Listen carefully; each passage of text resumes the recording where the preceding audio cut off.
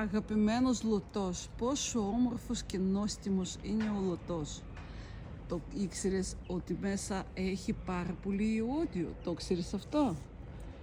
Λωτός είναι ένα καταπληκτικό φρούτο που μέσα έχει σίδηρο, φυτικές ίνες, μέσα έχει πάρα πολλές βιταμίνες. Απλά έχει μέσα και πάρα πολλά ζάχαρα.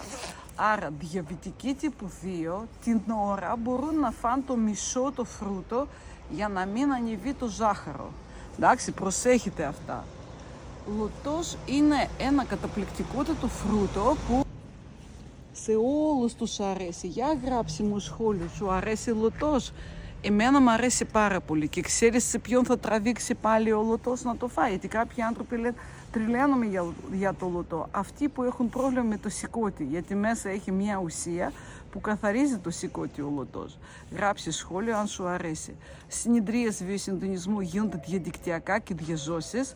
Στείλει μου στο Viber μήνυμα, θα σε δώσω οδηγίες πώς πρέπει να με στείλεις δείγμα. Γραφτείτε στο YouTube κανάλι Βιοσυντονισμός Ελένη Τοσουνίδου. Λωτός σου αρέσει?